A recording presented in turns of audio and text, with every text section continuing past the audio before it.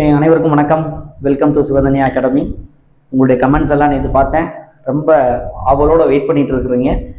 நிச்சயமாக கண்டிப்பாக இந்த வீடியோவில் உங்களுக்கு பயனுள்ள ஒரு ஃபர்ஸ்ட் டாபிக் நம்ம என்ன பார்க்க போகிறோம்னா சென்டென்ஸ் பேட்டர்ன் பார்க்க போகிறோம். Sentence pattern.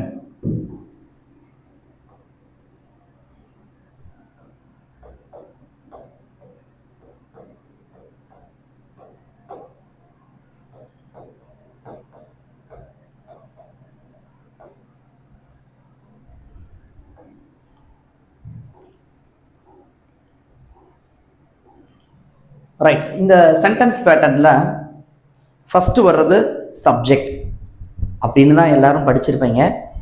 ஆக்சுவலாக ஃபஸ்ட்டு வர்றது சப்ஜெக்ட் அப்படின்றது இல்லை. அந்த சென்டென்ஸில் யாரை பற்றி பேசுகிறாங்க, யார் என்ன சொல்கிறாங்க, அந்த நபர் அல்லது பொருள் அதான் சப்ஜெக்டாக இருக்க முடியும். அப்போ சென்டென்ஸ் பேட்டர்னில் சப்ஜெக்ட் அப்படின்றது யார்? சப்ஜெக்ட் என்பது ஒரு நபராக இருக்கலாம் அல்லது ஒரு பொருளாக இருக்கலாம். அடுத்தபடியாக வர்றது verb. இந்த verb அப்படின்றது என்ன அப்படின்னா சப்ஜெக்டால் செய்யப்பட்ட வேலை. verb என்பது ஆக்ஷன். verb என்பது ஆக்ஷன், அதாவது சப்ஜெக்டால் செய்யப்பட்ட வேலை. அதை நம்ம verb அப்படின்னு சொல்லி சொல்லுவோம். இந்த சப்ஜெக்ட் என்பதை எப்படி குறிப்பாங்க அப்படின்னா எஸ், verb என்பதை எப்படி குறிப்பாங்கன்னா வி அப்படின்ற சிம்பல்ல குறிப்பாங்க. இந்த சப்ஜெக்ட் verb அடுத்து இருக்கிறது ஆப்ஜெக்ட்.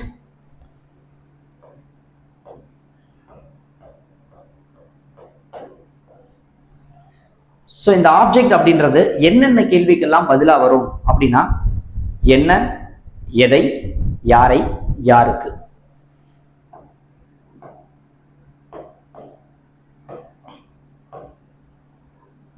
என்ன, எதை, யாரை, யாருக்கு.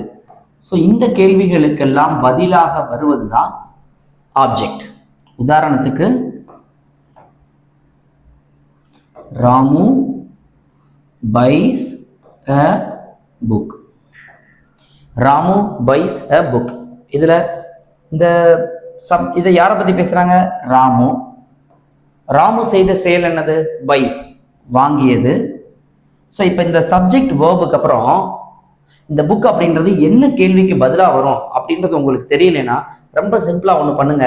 அந்த இடத்துல புக் அப்படின்ற வார்த்தை இருக்குல்ல, அது இல்லைன்னு நினைச்சுக்கோங்க. இப்போ நமக்கு அந்த இடத்துல ஒரு கொஸ்டின் ரைஸ் ஆகுது. என்ன கொஸ்டின் ரைஸ் ஆகுது? ராமு பைஸ், ராமு வாங்கினான். ஆட்டோமேட்டிக்கா என்ன கேள்வி வருது? ராமு வாங்கினான், என்ன வாங்கினான் அல்லது எதை வாங்கினான். நம்ம தான் பார்த்துருக்கோம் என்ன, எதை, யாரை, யாருக்கு. இந்த கேள்விகளுக்கு பதிலாக வந்தால் அது ஆப்ஜெக்ட். இந்த கேள்விகளுக்கு பதிலாக வருவது ஆப்ஜெக்ட். இந்த ஆப்ஜெக்ட்லயே ரெண்டு இருக்கு. ஆப்ஜெக்ட்ல ரெண்டு இருக்கு. ஒன்னு டைரக்ட் ஆப்ஜெக்ட்,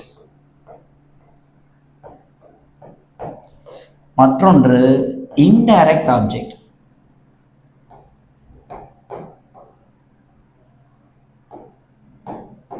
இந்த டைரக்ட் ஆப்ஜெக்ட் அப்படின்னா, டைரக்ட் அப்படின்னாலே உங்களுக்கு தெரியும், நேரடியாக தெரிவது.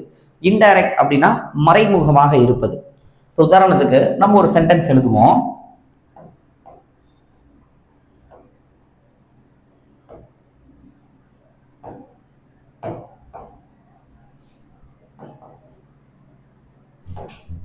The cow gives us milk. So இங்க subject cow, gives verb, us அப்படின்னா நமக்குன்னு அர்த்தம். அப்ப இந்த இடத்துல என்ன கேள்வி வரும்? யாருக்கு. அப்ப யாருக்கு, என்ன, எதை, யாரை, யாருக்கு ஆப்ஜெக்ட். அப்ப இது ஒரு ஆப்ஜெக்ட். மில்க், பசு என்ன கொடுக்கிறது. அப்ப என்னன்ற கேள்விக்கு வந்தாலும் ஆப்ஜெக்ட்.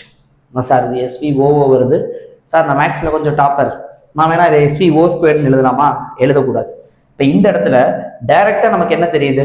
பசு என்ன கொடுக்கிறது. டைரக்டா வரக்கூடிய ஆன்சர் மில்க். அது டைரக்ட் ஆப்ஜெக்ட். யாருக்கு, அது யாருக்கும் தெரியாது, அது மறைமுகமாக இருப்பது இன்டைரக்ட் ஆப்ஜெக்ட். அப்ப இதனுடைய பேட்டர்ன் அப்படின்னு கேட்டா SVIO DO. அப்ப ஆப்ஜெக்ட் அப்படின்றது என்ன கேள்விகளுக்கு பதிலாக வருவது அப்படின்னா என்ன, எதை, யாரை, யாருக்கு அப்படின்ற 4 கேள்விகளுக்கு பதிலாக வருவது ஆப்ஜெக்ட். ஆப்ஜெக்டுக்கு அடுத்து இருக்குது அட்ஜென்ட் அல்லது அட்வெர்ப் அப்படின்வாங்க.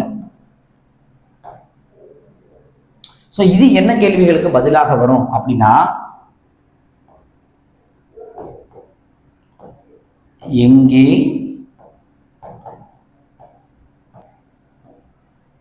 எப்பொழுது, எப்படி. ஸோ இந்த எங்கே, எப்பொழுது, எப்படி இந்த 3 கேள்விகளுக்கு பதிலாக வருவது அட்ஜென்ட். இதுக்கு நம்ம உதாரணத்துக்கு ஒரு சென்டென்ஸ் எழுதணும்னா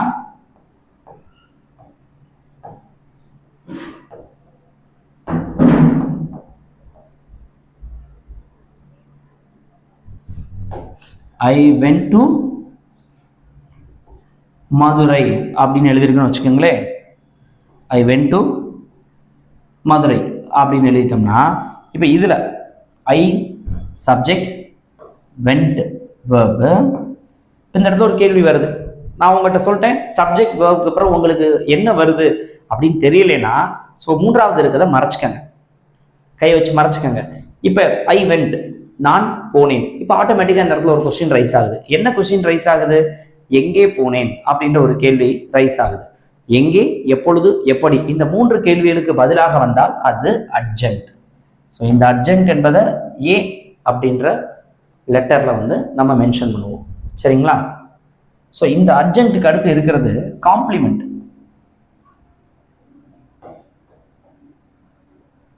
இந்த காம்ப்ளிமெண்ட் அப்படின்றது என்னன்னா இதனுடைய வேலை ஒன்றே ஒன்று மட்டும்தான்.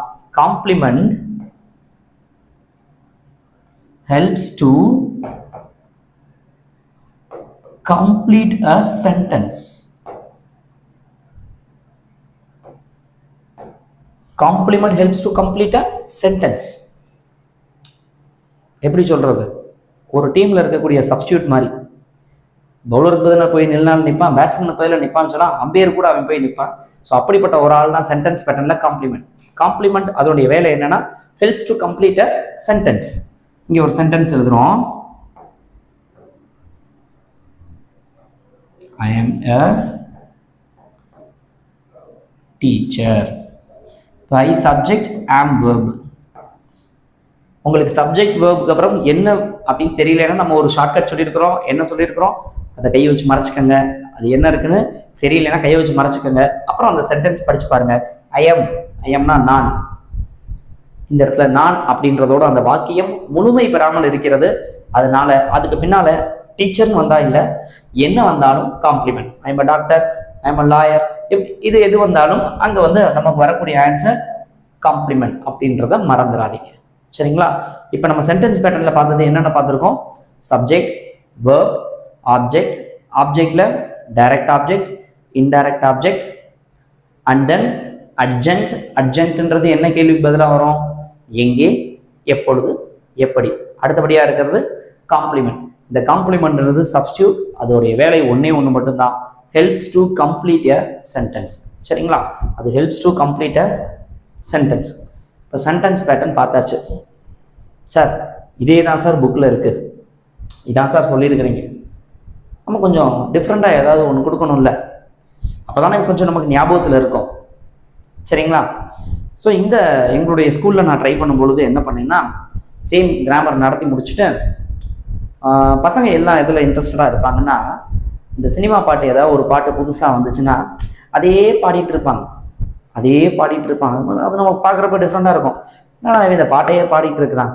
அப்போ நம்ம இதை ஒரு பாட்டாக கொடுத்துட்டோம்னா அவங்களுக்கு இன்னும் ஈஸியாக இருக்கும்.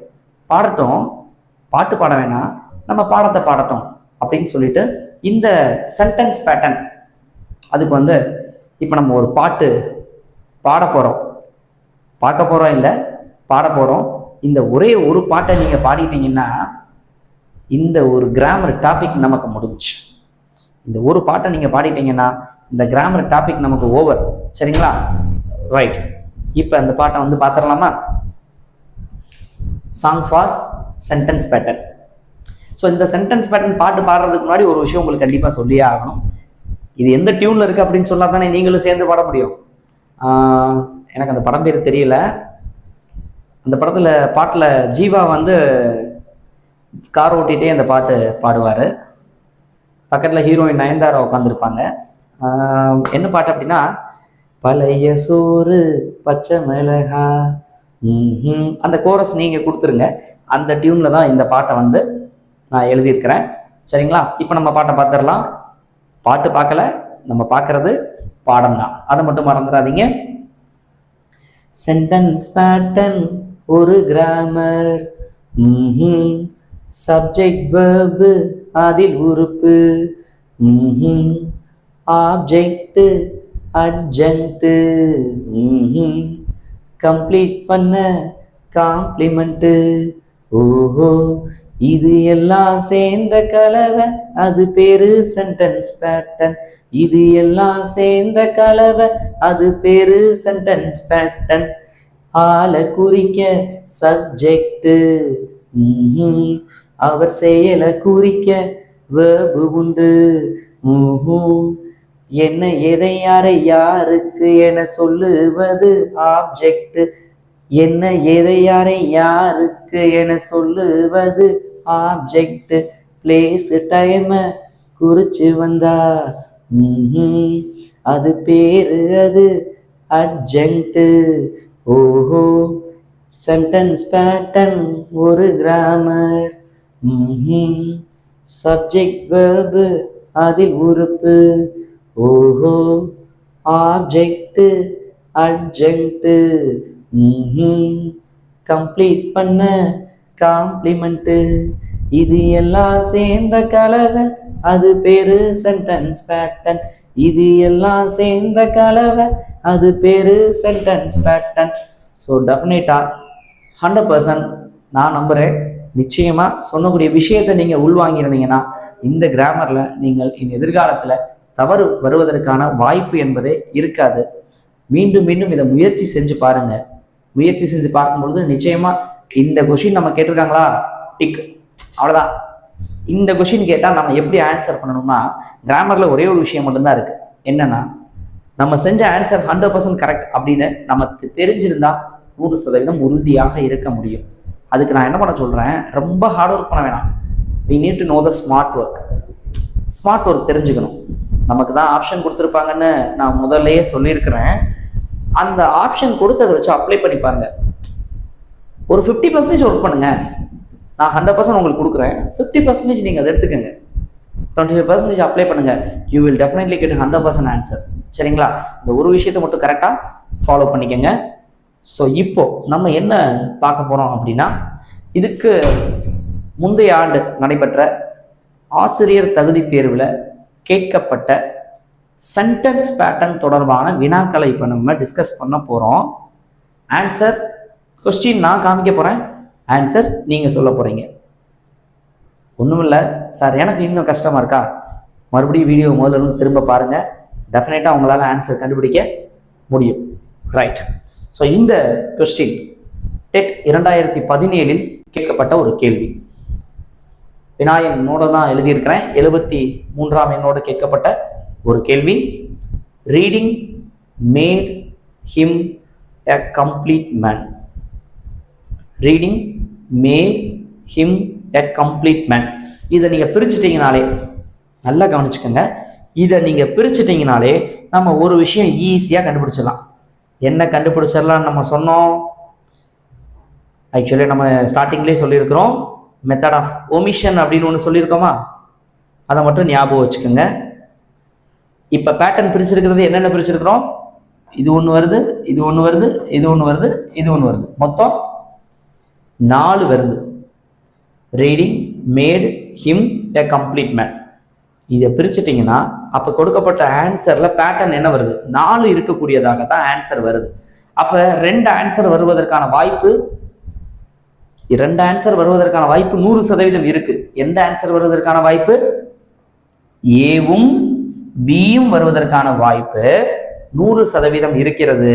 சியும் டியும் வர்றதுக்கான வாய்ப்பு 100% இல்லை. ரைட். ஸோ ஒரு மெத்தட் ஒமிஷன். இப்போ நான் ஒமிஷன் மெத்தட் தான் உங்களுக்கு நான் சொல்லிக் கொடுக்குறது. சரிங்களா? இப்போ 4ஆ பிரிச்சதுக்கு அப்புறம் சார் பேட்டர்ன்ல வந்து ஒன்று எஸ்விஓசி வரும் இல்லை எஸ்விஐஓடிஓ வரும் உறுதியாக. ஆனால் என்ன வராதுன்னு நம்ம கண்டுபிடிச்சிட்டோம், எஸ்விஏஓ எஸ்விஓஓ வராதுன்னு கண்டுபிடிச்சிட்டோம். ரைட், இப்போ பேட்டர்ன் சொல்லி பார்ப்போம். Reading subject, made verb, him, him அவனை. அப்போ இந்த இடத்துல ஒரு கொஸ்டின் வருது, யாரை. அப்போ அது ஆப்ஜெக்டா இருக்கிறதுக்கான வாய்ப்பு இருக்கு. இந்த கம்ப்ளீட் மேன் அப்படின்னு ஒன்று கொடுத்துருக்கு. நான் தான் சொல்லிட்டேன், சப்போஸ் சார் இது கம்ப்ளீட் மேன் வந்து எனக்கு ஐஓடிஓ வருதா இல்லை காம்ப்ளிமெண்ட் வருதான்னு எனக்கு தெரியலை அப்படின்னா நான் உங்கள்கிட்ட ஆரம்பத்திலேயே ஒன்று சொல்லியிருக்கிறேன், உங்களுக்கு எது டவுட்டாக இருக்கோ அப்போ அந்த இடத்துல என்ன பண்ணிடுங்க, கையை வச்சு மறைச்சிக்கங்க. மறைச்சிக்கிறீங்களா? இப்போ ரீடிங் மேட் ஹிம் இது மட்டும்தான் நமக்கு இருக்கு அப்படின்னு நினைச்சுக்கோங்க. இப்போ சொல்லி பாருங்க, ரீடிங் மேட் ஹிம் வாசித்தல் அவனை. சென்டென்ஸ் முழுமை அடைஞ்சிருக்கா? இல்ல, அந்த இடத்துல ஒரு சப்ஸ்டியூட் வேணும். எதுக்காக? சென்டென்ஸை கம்ப்ளீட் பண்றதுக்காக. அப்ப கம்ப்ளீட் பண்ணதுக்காக இருக்கக்கூடிய ஒரு ஆள் தான் காம்ப்ளிமெண்ட். அப்ப கொடுக்கப்பட்ட சென்டென்ஸினுடைய 100% சரியான பேட்டர்ன் என்னன்னா எஸ்விஓசி. எஸ்விஓசி. ஸோ இப்படி நீங்க கொஞ்சம் அப்ளை பண்ணீங்கன்னா நம்மளால இந்த கொஸ்டின் ரொம்ப ஈஸியா வந்து ஆன்சர் பண்ண முடியும். ஸோ எந்த பேஸ்லாம் நம்ம கொஸ்டின் கேட்பாங்க அப்படின்னு சொல்கிறேன். நாலேஜ் பேஸ் கேட்பாங்க, அண்டர்ஸ்டாண்ட் பேஸ் கேட்பாங்க, அப்ளிகேஷன் பேஸ் கேட்பாங்க, ஸ்கில் பேஸ் கேட்பாங்க. இந்த 4 டைப்ஸ் ஆஃப் கொஸ்டின் கேட்பாங்க. இப்போ நம்ம இந்த கொஸ்டினில் என்ன பண்ணியிருக்கிறோம், அண்டர்ஸ்டாண்டிங். கொடுக்கப்பட்ட பேட்டர்ன் என்னவா இருக்குன்னு அண்டர்ஸ்டாண்ட் பண்ணுறோம், அடுத்து ரூல்ஸை அப்ளை பண்ணுறோம். ஸோ இதை பேஸ் பண்ண கொஸ்டின் இது 2017 கேட்கப்பட்ட ஒரு கேள்வி. அடுத்த ஒரு கேள்வி 2014 வினாயன் 66 கேட்கப்பட்ட ஒரு கேள்வி. He kept us waiting. இங்கேயும் நீங்க ஈஸியா கண்டுபிடிச்சிருவீங்க. ஒமிஷனை தூக்கி அப்ளை பண்ணுங்க. இது வராது, இது வராது. மிச்சம் 2 எஸ்விஓ சி எஸ்விஓ ஏ. அப்ப ரெண்டுலயுமே ஒரு காமனா நமக்கு ஒண்ணு கிடைச்சிருது. கவனிங்க பொறுமையா, ரெண்டுலயுமே காமனா என்ன கிடைச்சிருது, எஸ்விஓவும் எஸ்விஓவும் கிடைச்சிருது. அப்ப கடைசி இருக்குது அட்ஜெக்டா காம்ப்ளிமெண்டா, இதான் நம்ம பார்க்கணும். கரெக்டா? அட்ஜெக்டா காம்ப்ளிமெண்டா. ரைட், நம்ம தான் ஒரு மெத்தட் வச்சிருக்கிறோமே, நமக்கு தான் எதுவுமே தெரியலன்னா அதை என்ன பண்ணிக்கங்க, மறைச்சுக்கங்க. மறைச்சிட்டு மிச்சம் இருக்க சென்டென்ஸை படிச்சு பாருங்க. He kept us, அவன் எங்களை. He kept us, காக்க வைத்திருந்தான். He kept us, என்ன செஞ்சான்? அந்த இடத்துல எதுவுமே சென்ஸ் இல்லை, ஸோ கம்ப்ளீட் ஆகல. He kept us கம்ப்ளீட் ஆகல. So answer complement is the right answer. He kept us waiting அப்படின்றது இன்கம்ப்ளீட்டா இருக்கிறதுனால கொடுக்கப்பட்ட ஆன்சர் எஸ்விஓசி. சரிங்களா? ரைட். ஸோ இப்போ இன்னும் நம்ம ஒரு விஷயம், நம்ம ஒரு கிளாரிஃபை பண்ண வேண்டிய ஒரு விஷயம் என்ன அப்படின்னா, சார் ஆரம்பத்திலே சொன்னேன் சப்ஜெக்ட் என்பது முன்னால வந்தா சப்ஜெக்டா இல்லை, கொஞ்சம் படிச்சு பார்க்கணும். அதுக்காகத்தான், உங்களுக்கு தெளிவுபடுத்துவதற்காக தான் இந்த கொஸ்டினை நான் எழுதுறேன்.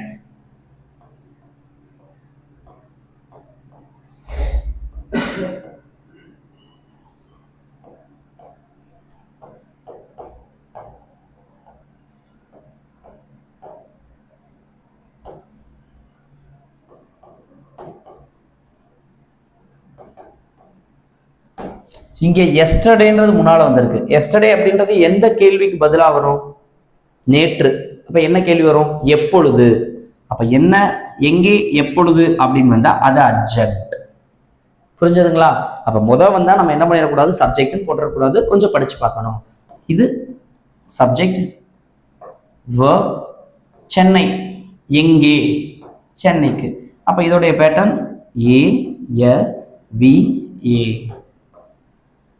இதுதான் இதில் கொடுக்கப்பட்ட பேட்டர்ன் அப்படின்றத கொஞ்சம் நாம் புரிந்து கொள்ள வேண்டும். சரிங்களா? ஸோ இதை அண்டர்ஸ்டாண்ட் பண்ணி நீங்கள் பொறுமையாக இந்த வீடியோவை ஃபுல்லாக கோத்ரூ பண்ணுங்க, பொறுமையாக பாருங்க. நிச்சயமாக இந்த சென்டென்ஸ் பேட்டர்ன் அப்படின்ற ஒரு கேள்வி கேட்டால் நமக்கு என்ன ஞாபகம் இருக்கணும்? அந்த பாட்டு ஞாபகம் இருக்கணும். அந்த பாட்டு ஞாபகம் இருந்தால் போதும், இந்த கிராமரை நம்ம ஈஸியாக கம்ப்ளீட் பண்ணிடலாம். ஒவ்வொரு மார்க்கும் ஏதோ ஒரு வார்த்தை தமிழில் சொல்லுவாங்க, ஈ தேன் எடுத்தது போல அப்படின்னு சொல்லுவாங்க. ஒரு தேனி என்பது அந்த தேனை சேகரிப்பதற்காக பல்லாயிரம் மலர்களை சென்று தேனை வந்து சேகரித்து வரும். அதுபோல் நம்ம ஆங்கிலத்தில் ஒவ்வொரு மதிப்பெண்ணாக தான் நம்ம தேற்றணும், ஒவ்வொரு மார்க்காக தேற்றணும், கொஞ்சம் கொஞ்சமாக. இப்போ இந்த சென்டென்ஸ் பேட்டர்ன் நம்ம கம்ப்ளீட் பண்ணிட்டோம்னா okay right, we are 100% sure that 1 mark is in our pocket. இந்த கேள்வியை கேட்டால் நம்மளால் ஈஸியாக மார்க் எடுக்க முடியும் அப்படின்ற ஒரு நம்பிக்கை நமக்கு இருக்கணும். நிச்சயமாக அந்த நம்பிக்கையை உங்களுக்கு கொடுத்துருப்பேன்னு நம்புகிறேன். ஸோ நெக்ஸ்ட்டு வீடியோவில் நம்ம மீட் பண்ணலாம். அடுத்த ஒரு ஃப்ரெஷ்ஷான ஒரு டாப்பிக்கோட போகலாம். இந்த கிளாஸ் எப்படின்னு நீங்கள் வந்து கமெண்ட்ஸில் சொல்லுங்கள். Thank you so much. Keep followers.